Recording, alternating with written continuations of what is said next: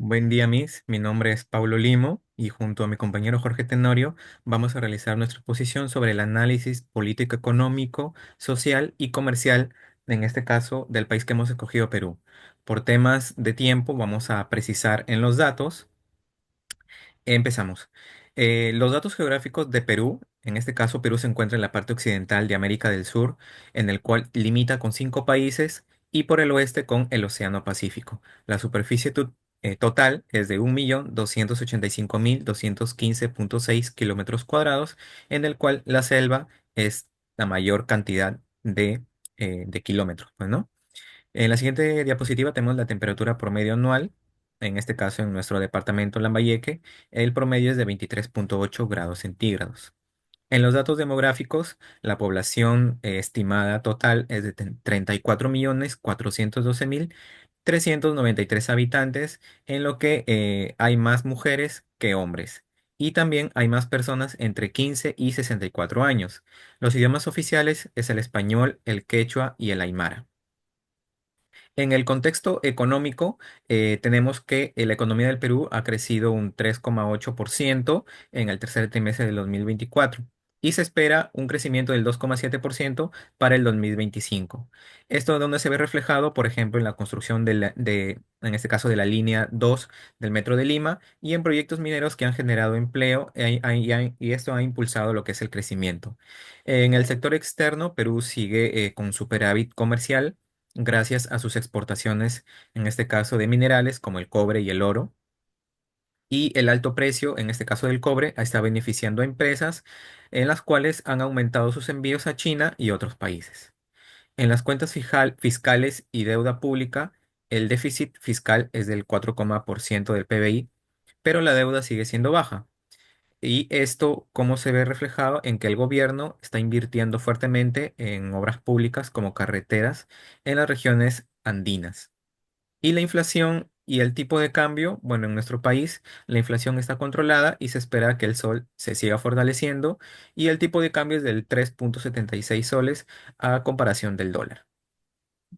En el siguiente cuadro podemos ver de que el PBI está mostrando una mejora en el tercer trimestre del 2024 con un crecimiento del 3,8% y los sectores que más han crecido ha sido la pesca y la minería.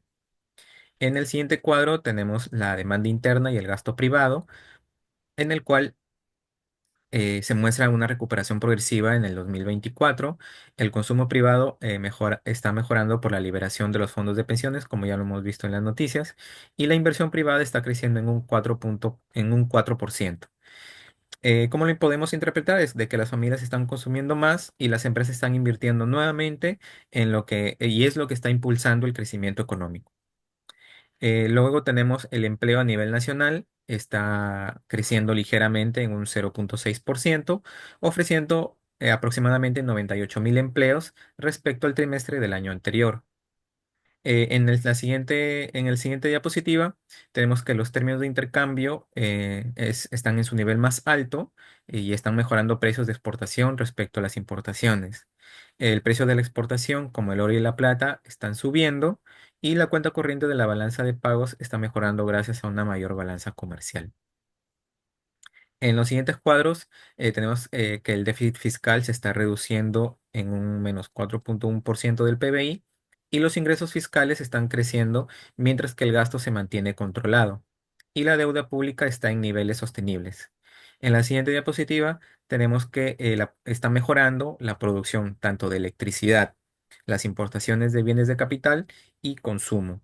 Y las expectativas empresariales de 3 a 12 meses se encuentran en un terreno bastante optimista. Ahora le doy pase a mi compañero. Buenas tardes. Continuando con la exposición, vamos a hablar sobre los proyectos que se vienen dando y los que se van a dar a futuro, donde destacamos el puerto de Chancay, ¿no? Que puede convertir a Perú como un hub portuario y se estaba hablando bastante sobre ello. Tenemos también Antamina, Tía María, Zafranal, Chavimochi tercero, La Vía Expresa y demás. Continúa. En proyectos de inversión que se vienen hasta el 2027, destacamos dentro de todos los que se mencionan a la reposición de Antamina, que es lo que está más caro con 2.000 millones, y es un proyecto minero, ¿no? Para extender la vía útil de la mina de antamina en Ancash, ¿no? ¿Qué se espera para el 2027? Que se proyecta el inicio del anillo vial periférico con un costo de 3.400 millones y este es el proyecto quizás más grande en cuanto a transporte. Continúa. Ahora, hablando del impacto de la pandemia y la crisis económica, en el 2023 la pobreza total en Perú aumentó un 29% y la pobreza extrema subió al 5,7%. En cuanto a la vulnerabilidad, la pobreza no solo se mide por el tema de los ingresos, sino también por el acceso que se tiene a la salud, a la educación, a la vivienda, empleo y servicios básicos, ¿no? Donde en 2023 el 31,4% de la población era vulnerable a caer en la pobreza. En cuanto a desigualdad regional y de género, podemos ver de que la sierra peruana no es la región más afectada con una pobreza del 32,8% y digamos que los más perjudicados son los niños y niñas y adolescentes, ¿no? Vemos también que se da bastante desigualdad según ubicación geográfica.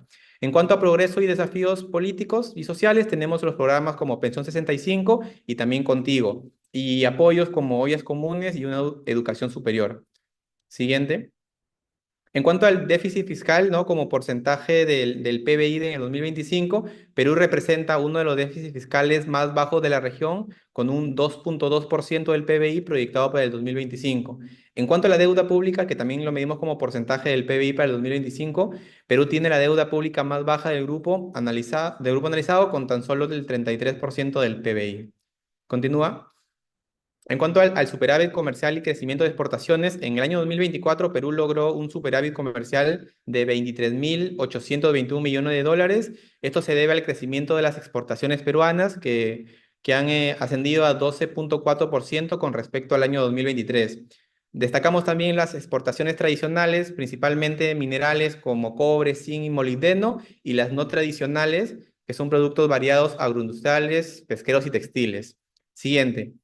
En cuanto a las importaciones de crecimiento, tenemos bienes de consumo como los electrodomésticos, ropa, alimentos procesados, etcétera, que han crecido un 19%, ¿no? Esto significa que las familias peruanas están comprando más que antes. En cuanto a la balanza comercial, nosotros hemos tomado como punto en diciembre del 2024, donde se registró un superávit comercial mensual de 2.333 millones de dólares, ¿no? Y este resultado fue 87 millones más altos que en diciembre del año 2023. Siguiente. En cuanto al superávit comercial, hay un récord en el 2024 donde se alcanza los 23.821 millones en el 2024, superando ampliamente lo que se hizo en el año 2023, que se alcanzó 17.678 millones. En cuanto a las importaciones, también han crecido, pero con un ritmo más moderado en comparación con las exportaciones. Tenemos unos gráficos relevantes, como por ejemplo el del gráfico de la izquierda, donde nos muestra el crecimiento sostenido de la balanza comercial desde el año 2015, ¿no? Con un salto importante, sobre todo entre los años 2023 con 2024. Siguiente. En cuanto a la política económica, tenemos, como mencionó Pablo, un crecimiento del PBI entre 3,3 y 3,8%, impulsado sobre todo por el consumo privado y una inversión pública, ¿no? Tenemos una inflación, también que lo mencionó, controlada del 2% dentro del rango del BCRP, ¿no? Y tenemos un tipo de cambio promedio de 3,76 por dólar. Continúa. En esta diapositiva destacamos los socios comerciales de Perú en exportaciones: China con un 30,2% y Estados Unidos con un 14,4%, y viene lo de la Unión Europea. Y en cuanto a importaciones destacamos que vienen siendo lideradas por China. Por último, tenemos las conclusiones, donde destacamos la diversificación, ya que Perú no se centra únicamente en exportar minerales, que por cierto le va muy bien, sino también trata de exportar frutas y alimentos, ¿no? Donde se ve que hay un notable crecimiento. Tenemos un déficit comercial en el 2022 y lo analizamos porque la idea es tratar siempre de mejorar y ver los errores que han pasado hace años para que no se repita, y se ve notablemente que en el 2023, 2024 y demás ya no se viene dando eso, pues, ¿no? Hay una competitividad en cuanto a los acuerdos comerciales entre Estados Unidos y China, y más aún en la actualidad que sabemos el problema que se está dando, el problema comercial que se está dando entre ambos países, y también destacamos la buena gestión comercial por parte del Banco Central al mantener el sol peruano dentro de los más estables de Latinoamérica, ¿no?